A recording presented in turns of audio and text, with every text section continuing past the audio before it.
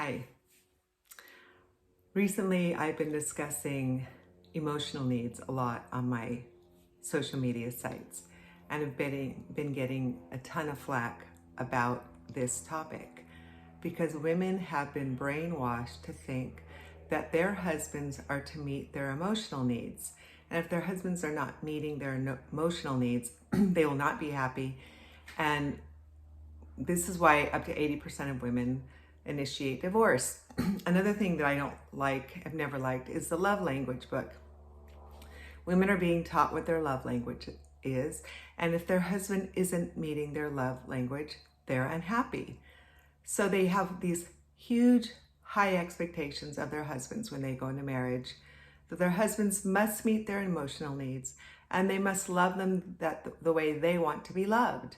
And I went into marriage with those same thoughts. So then I researched, I'm sorry, let me go back to why I ruined my marriage that way. Because my husband wasn't meeting my emotional needs, I thought.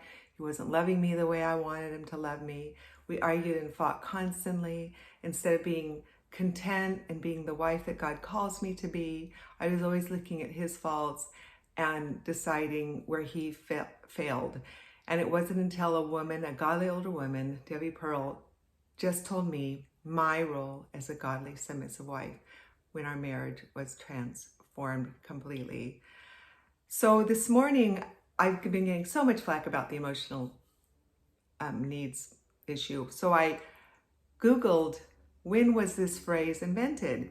And Psychology Today, not a Christian magazine, wrote an article called The Curse of Emotional Needs, and how it was created in the 1980s because of our narcissist, self-absorbed society.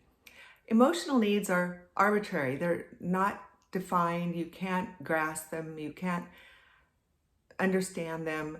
Our struggle, women, is with our emotions and being led and controlled by our emotions.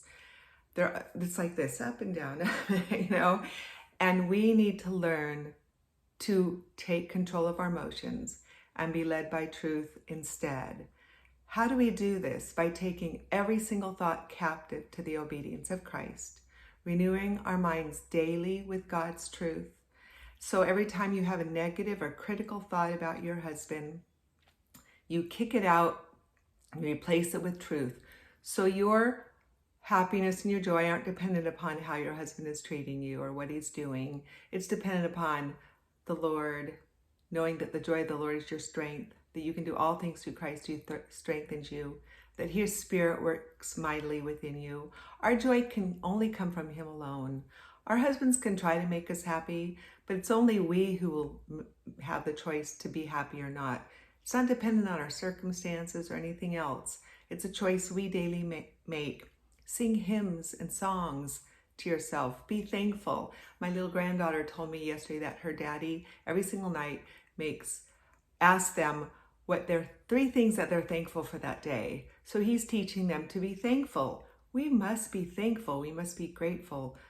This is where our joy comes from. It doesn't come from expecting our husband to meet our emotional needs and to love us exactly the way we want to be loved.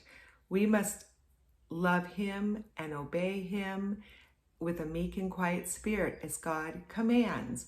And women are constantly upset with me because I'm not telling them that their husbands are supposed to love them like Christ loves the church, and the women are the ones who decide what that looks like. But God doesn't command that I teach women what their husbands should be like or do. He only commands me that I teach women what they should do and how they should live their lives, not men, because women have zero control over their husbands and no ability to change them.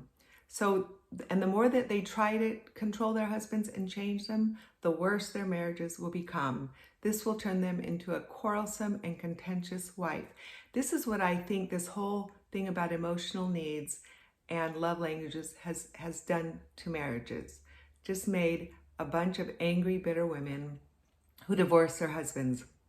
So women, stop learning from psychologists and their books and their philosophies. Learn from God's word instead. Seek out godly older women who are teaching biblical womanhood as God commands, these women have the wisdom and the experience to know how to teach you. I've been married over 42 years. I've raised 4 children. I have almost 16 grandchildren. So I do have a lot of experience. I've learned a lot from my sin and my failures, and I've learned a lot from walking in obedience to God. And I can tell you, women, without a doubt, walking in obedience to God is what brings joy to our life. There's nothing better. Learning to be controlled by truth and God's word is far superior, no comparison, than being controlled by our emotions and feelings. So women, go out, renew your mind with truth, start being led by truth, walk in truth, walk in the Spirit, stop walking in the flesh, stop having all these expectations upon your husband, and just start loving and obeying him with a meek and quiet spirit as God commands. Have a good day. Bye-bye.